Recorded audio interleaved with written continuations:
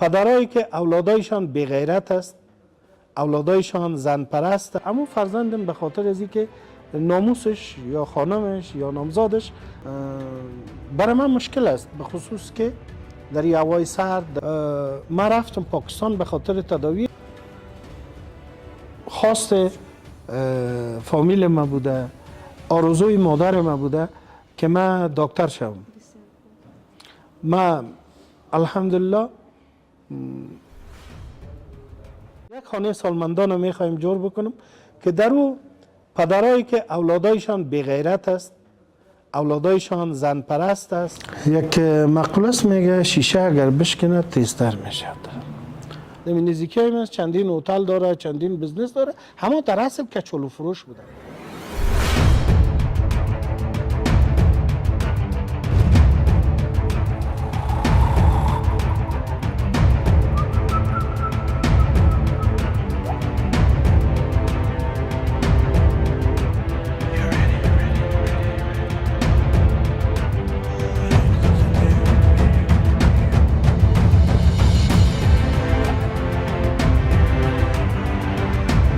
پسر زیادتر نمیخواستم.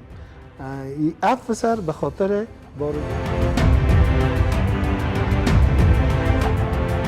کسی را رقیب خود نمیدانم، همه دیگر شاید رقابت داشته باشه.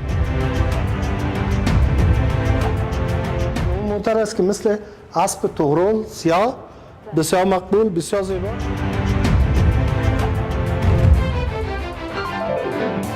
تخم مرغم برای بچه که پخته بکو و دوایتان برو از دواخانه پالو که بچه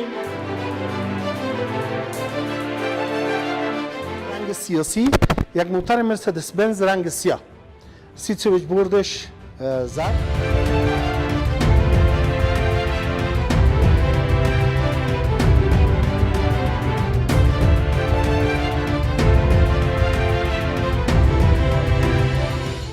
خداوند یکتا. سلام احترامات خدمت تک تک شما عزیزان دل. امیدوارم همتان سر سلامت باشید. من مرسل حریف‌زاده باز هم در خدمت شما قرار دارم. آرزو میکنم تا آخر برنامه ما را بیننده باشین. دوستان نازنین، قسمی که میبینید در چهار اطراف ما موتر است. ما امروز آمدیم در یکی از بزرگترین موترفروشی‌های شهر کابل، موترفروشی آجی سخا، و آمدیم که همراهشان یک چند لحظه صحبت داشته باشیم و بر علاوه از او درباره موترهایشان هم معلومات بگیریم. پس دوستان نازنین، ما را تا آخر برنامه بیننده باشیم و همچنان لایک و سابسکرایب فراموش نکنید. و دوستان نازنین، ما امروز آمدیم در نمایشگاه موترفروشی آجی سخا و امروز آمدیم که همراه آجی صاحب یک چند لحظه صحبت داشته باشیم و بر علاوه از او درباره بعضی از موترها بر شما معلومات بدیم. سلام احترامات خدمت. سلام، خوش آمدین شما. سلامت زنده باشین. سلامت باشین. چطور هستین آجی صاحب؟ خوب هستین؟ فامیل محترم خوب است؟ سلامت باشین. سلام خدمت شما، سلام خدمت همکارای تکنیکی تان و سلام دیگه خدمت هموطنای نهایت عزیزی که ما را در این شب و روز سرد بیننده هستن. امیدوار هستم که شب و روز خوش را سپری بکنن. جهان سپاس، زنده باشین. آجی صاحب، برای زمستان چی حال دارین؟ چطور میگذره زمستان؟ وقت دلا گرم باشه، گرم از محبت پروردگار، محبت هموطنا، دیگه زمستان و تابستان گپا نیست. مهمی است که انسان غیرت داشته باشه، همت داشته باشه و کار بکنه. یکی از گفته های حضرت علی علیه السلام است، میگه که بزرگترین تفریح بر انسان کار است و این کار برای من مشکل است، به خصوص که در این هوای سرد، در این نمایشگاه سرد، اما همت ما، غیرت ما ایجاب میکنه که همیشه کار بکنم، زحمت بکشم تا بار و دوش کسی نشم. خب در نفس پیش از اینکه برنامه ما شروع کنیم با شما میخوایم بپرسیم آجی صاحب که چی مدت میشه در این تجارت یعنی مصروف هستین و فعلا همین نمایشگاهتان، نمایشگاه موترفروشی سخا را در چی سطح شما میبینید؟ مدت 40 سال میشه از ایجاد شرکت سخاوت و نمایشگاه سخا. پدر من آجی صاحب سخا را خداوند رحمت بکنه، 40 سال میشه در این عرصه کار کرده و بعد از وفات از اونا ما مسئولیت این نمایشگاه را به عهده دارم، مسئولیت شرکت به عهده دارم. حال نمایشگاه سخا در حد است که نه تنها در کابل، در افغانستان، بلکه در دنیا ایران میشناسن. کسایی که زبان فارسی را میفهمن، نمایشگاه سخا را میفهمن، میشناسن و مرا میشناسن.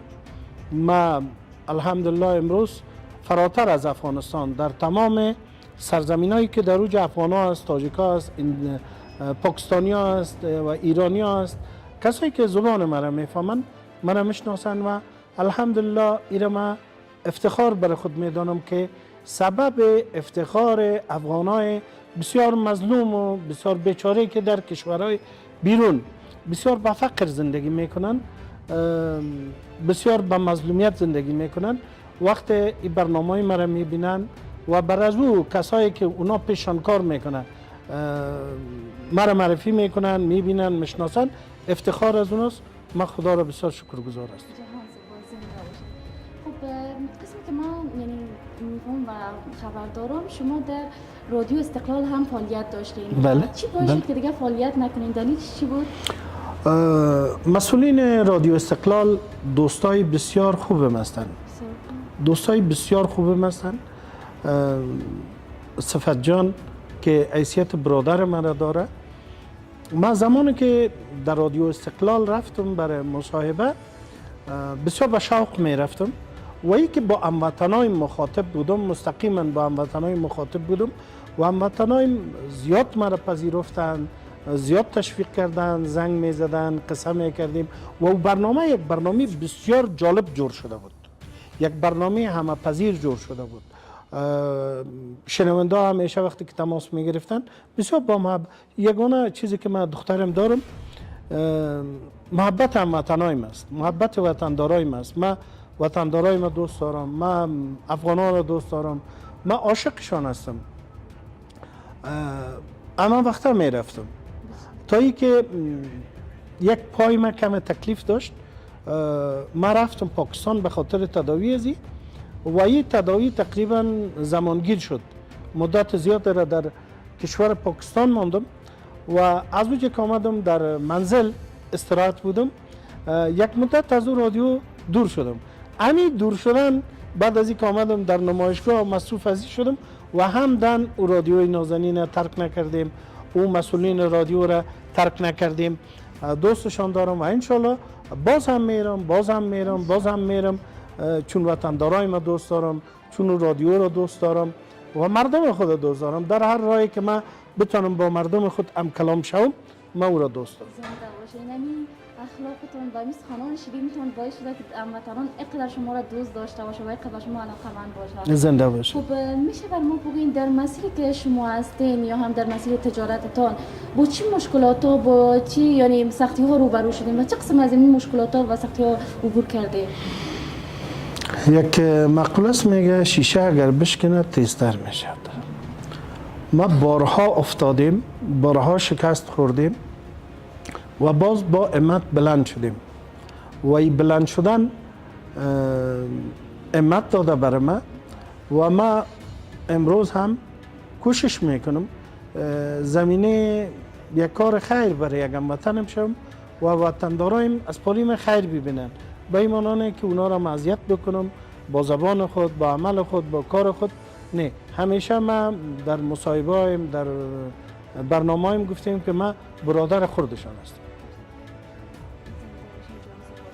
خب حاجی صاحب به نظر شما یک جوان یعنی نیاز به چی داره که باید پیشرفت کنه به نظرتان؟ آیا به سرمایه است و آیا هم به یعنی فعالیت یا استعدادی که خودشون داره، یعنی به چی شما می‌بینید؟ کار به سرمایه نمیشه، کار به تشویق هم نمیشه، کار به همت میشه. هر وقتی که انسان همت داشت و جوانی که همت داشت به هر کاری که دور از یگان کار به عزتی و به غیرتی، به هر کاری که روبروی میشه کمر خود بسته بکنه و کار بکنه. او همت است، او پیشرفت است.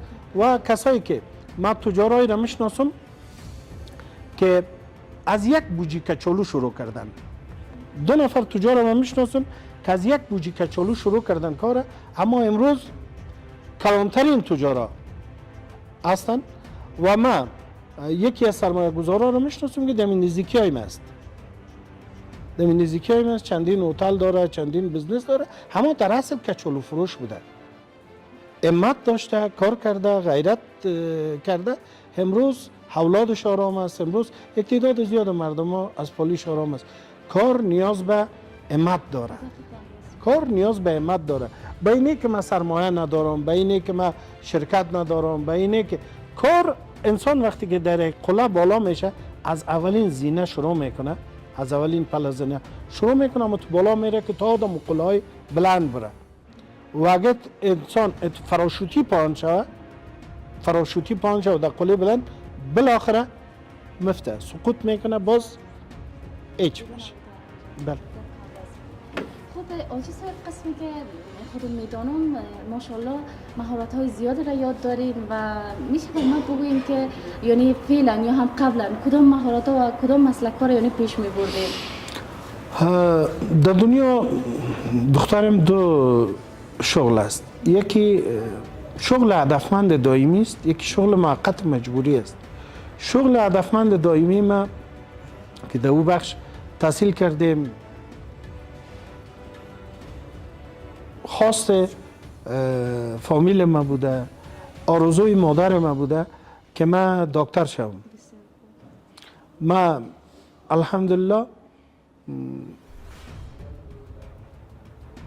13 سال وظیفه بسیار خوب و با عزت طبابت در ولایت کابل پیش بردم. یک طبیب بودم، یک دکتر بودم و بعد از او که باز قبلگاه وفات کرد، این مسئولیت به دوشم افتید، ترک مسلک کردم و آمدم در بخش تجارت. حالا یک سلامت.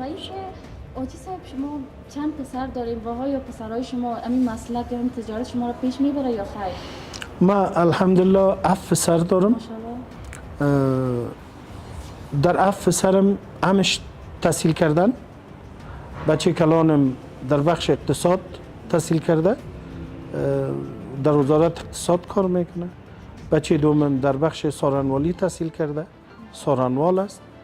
بچه سومم فارماسیست است که مسافر است. و ما هیچ وقتی خودم از وطن نبرآمدیم، اولادای من ماندیم از وطن برای، اما فرزندم به خاطر از اینکه ناموسش یا خانمش یا نامزادش در اسپانیا بود، او به خاطر خانمش رفت اسپانیا چون نامزادش بود. اوجا زندگی میکنه و موقت است که انشالله پس میه.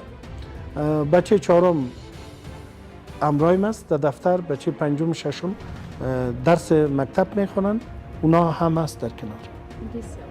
و این 7 پسر، ما یک دکتر بودم، از 2 پسر زیادتر نمیخواستم. این 7 پسر به خاطر بارزوی داشتن یک دختر 7 پسر شد و بالاخره دختر خداوند نصیب ما نکرده بود. در آرزوی یک دختر 7 پسر خداوند داد برای من، خدا را شکرگزار هستم. حالا دخترای خوب دارم، کس خودم نیست اما شما دخترم هستین. زنده باشین، این اخلاق شما واقعا برای ما زنده باشین، مهربانم. زنده و باشین. اینکه در این مسیر کاریتان آیا همراه کسی رقابت داریم یا هم کسی همراه شما رقابت داره؟ دیگران شاید رقابت داشته باشه، اما من خدا بسیار آدم عاجز، بسیار آدم خاکی که با هیچ کسی رقابت نمیتونم، نمیکنم. من کسی را رقیب خود نمیدانم. همه دیگران شاید رقابت داشته باشند، اما افتخار به این دارم که من بنیانگذار لیلام هستم در افغانستان. اولین بار موتر ما لیلام کردیم در افغانستان و حال موبایل، موتر، هر چیزی که لیلام میشه و من برشان میگم خانهشان آباد، یک نام از من میگیرن و افتخار همی است برای من که در کجایی که میرم هموطنایم مرا صدا میزنن، محبت میکنن و من از محبت از اونا صمیمانه شکرگزار هستم. آجی صاحب، اگر شما یعنی باقی برگردید، شما باز هم همین تجارت موتر فروشی را یعنی انتخاب میکنید یا خیر؟ نه. چرا؟ دلیلش؟ اگه من امکان نداره، اگه باز عقب بگردم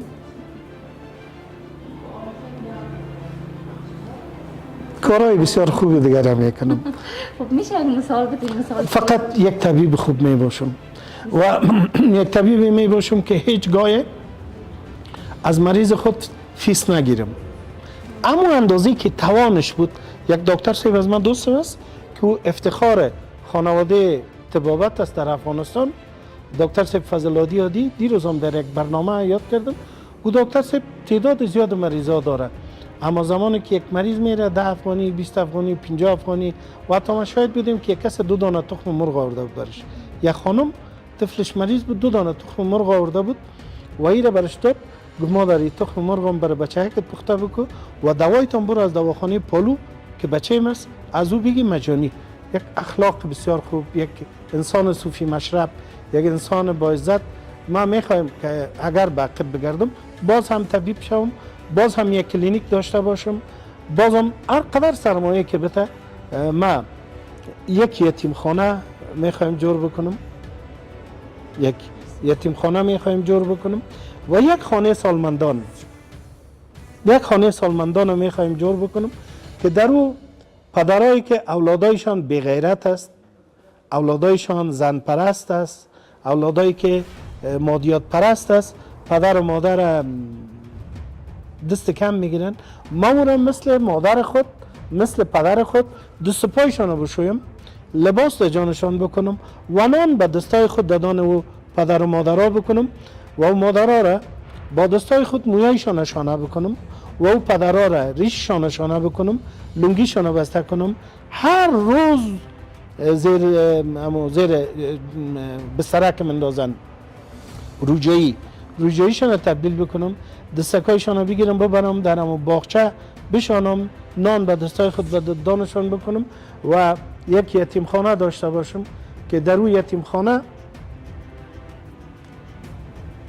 تمام دخترها و پسرایی که پدر ندارن اونا را درس بتم، اونا را نان بتم و برشان عزت بتم.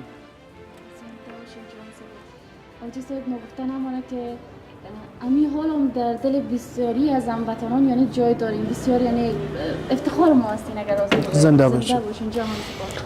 خب دوستان ناز داریم هم صحبت ها را همراه آجی صاحب ادامه میدیم، اما چی خوب میشه که آجی صاحب بریم و درباره بعضی از موتورایتان هم بر ما معلومات بدیم که هموطنان منتظر از امی هستن که درباره موتورایتان معلومات بدیم. من از هموطنان یه خواهش دارم که برای من دعا بکنن که من با آرزوهایی که آخرین آرزوهایم است خداوند مرا برسانه، ما کسایی را که دوست دارم بتانم به اونا برسم.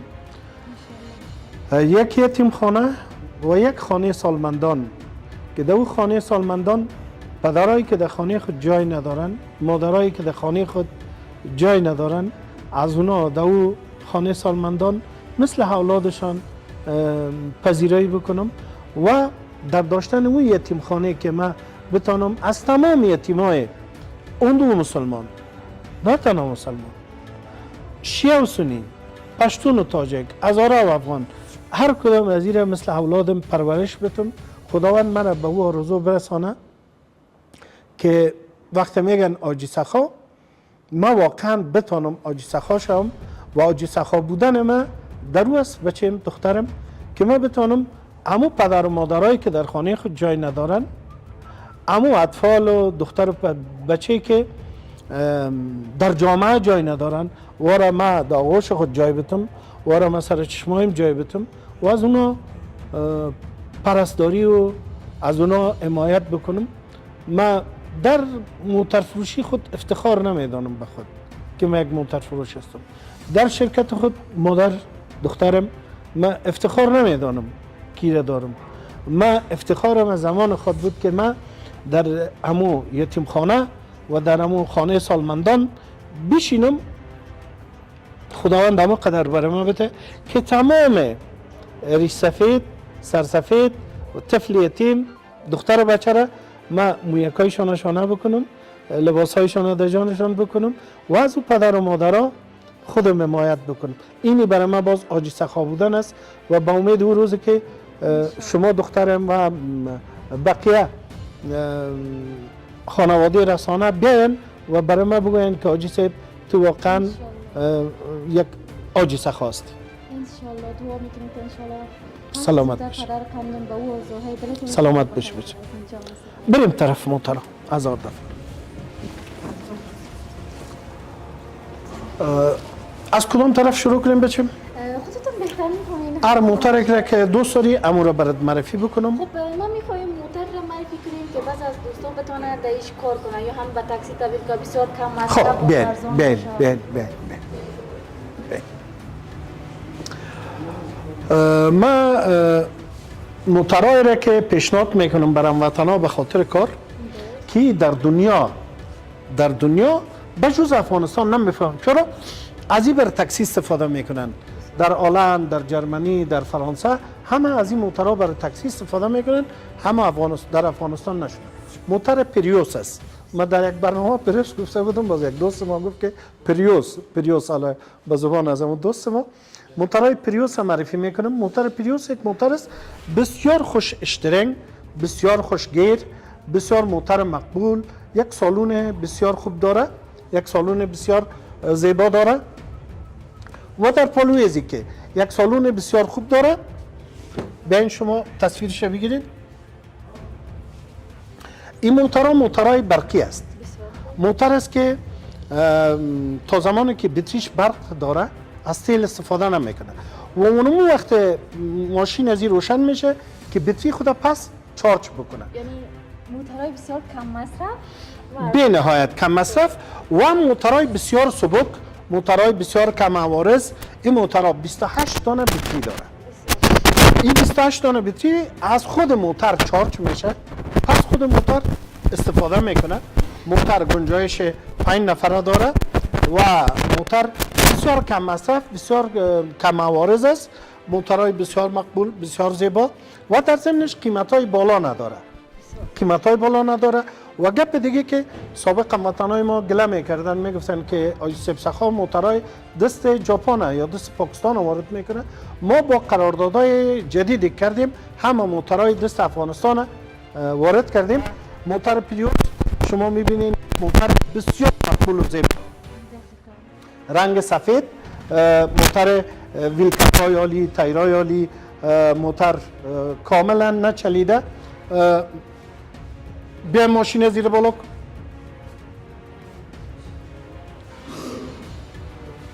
تشو. یعنی زیادتر هموطنان هم قسم موترها رو انتخاب میکنند. شما ببینین نبودن این موترها را که امی خاک افغانستان هنوز دمی بانتش و ایگپایش نشته. موترهای بسیار جدید و بسیار مقبول. این موترها تکر نداره موترهای ما. و گپ دیگه که ما پلیت و جواسیره به اسم مشتری در مدت 3 روز پلیت و جواسیره به اسم مشتری میدیم و قیمت های از این موترها با یک قیمت با تخفیف عالی در خدمت هموطنا هستیم. سابق من لیلام میکردم، اما حال از اون لیلام تعداد زیاد مردم ها کپی کرده. مثلا میگفتم که 8000 7000 6000 5000، اما این قسم نیست. با مناسبت روزهای ملی، مثلا روز مادر، روز فتح، روز مولود شریف، روزهای ملی و بین المللی و دینی، ما از $100 لیلام شروع میکنم. هموطنا بفهمن مثلا این موتر $100 قیمت میمونم، دوست ما 200 میگه، شما 300 میگن، اونا 500 میگه، کسی دیگه 10000 میگه. در آخرین قیمت مزایده موتر روبروی کمره روبروی برای هموطنا به فروش میرسه. موتر دیگه که معرفی میکنم که بسیار دوستش دارم، یک وقتی موترها را که میدیدم میگفتم که این موتر گنجایش 10 نفره داره. بیاین شما تصویرش بگیرید. این موتر گنجایش 10 نفره داره، 3 سیت داره، کمکدار است، تبدار است، رنگ بسیار مقبول داره، رنگ بسیار زیبا.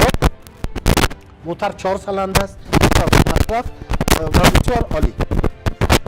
بیاین یک موتر فرونر مدل 2020. موتر کوهی است. موتر دشت و کوه و پایدان‌های برقی داره. کلی از موتر فرونر رو برین. موتر به خاطر سیاحت است، به خاطر شکار است. موتر بسیار زیبا. شما تایرای زیر میبینین، بلندی زیر میبینین که یک موتر بسیار عالی و بسیار زیباست. در پولش بله. اگر راست شو بگوین من هم علاقمند یم موتر موتر است که ان شاء الله در آینده نصیب شود. ان شاء الله خداوند بتیتان. در پولش یک موتر، بیاین شما تصویرش بگیرید، تصویر داخلش. یک موتر فرونر است، مدل 2018، رنگ دخترانه، رنگ بسیار زیبا، رنگ بسیار مقبول، 3 سیت لیدر سیت، بسیار مقبول موتر، اکسلن، کمکدار، تبدار. در این قسمت شما میبینین موترهای مرسدس بنز با رنگای بسیار عالی، رنگای بسیار مقبول. رنگ آسمانی مدل 2011، سیتای لیدر سیت رنگ کریمی، تبدار، موتر با آپشن بسیار عالی، موتر بسیار مقبول که نظیرش بسیار کم است. در پشترش یک موتر مرسدس بنز داریم. شما رنگش میبینید که یک رنگ دیپلماتیک، یک رنگ سیاسی، یک موتر مرسدس بنز رنگ سیاه. سیت سویچ بوردش زرد، خود موتر سیاه که به زیبایی از این موتر دیگه موتر جور نشده در دنیا. در این قسمت شما میبینین یک آیلکس مدل 2019، موتر رنگ سفید، کمکدار، 4 سلند، گیربکس گیر و سیت سویچ بورد سرخ که نظیرش هم بسیار کم است. بیاین سیت سویچ بورد سرخ و موتر مدل 2019. خب آجی صاحب آیا کدام موتر خاص هم وجود داره که شما به هموطنان پیشنهاد کنید؟ در این قسمت موترهای لند کروزرهای ماست که به رنگای سفید مدل 2014 2018 موترهای بسیار مقبول و زیبایی که ماشینای 8 سلند 6 سلند گیربکس اتومات بسیار مقبول با پلیت و جواسیر کابل. اینه که گفتم که کدام موتر خاص هم هست که بتونید به هموطنان یعنی بگوین که بیای و از خریداری کنن؟ من خاص نفهمیدم، یعنی مقبول باشه، قیمت باشه، قیمت نباشه، ارزان باشه و بتونن هموطنان خریداری کنن. یک موتر خاص، یک موتر خاص اونو لکسس 570 است. اونو بگیرین شما در تصویر، اونو موتر لکسس 570 رنگ سیاه است که از او که خاص دیگه موتر در دنیا جور میشه. ماشاءالله تمام موتراتون خاص است، هر کدامش دیزاین های مختلفه و موتور مقبول قشنگ داره. خب گفتیش ما و دیگه خاص اون موتر است که مثل اسب توغرل سیاه بسیار مقبول، بسیار زیبا، وسیط و پایپاک و کل از این قالینچای وطنی که تصویرش دوست ما میگیره دست بافت است. بریم بفرمایید.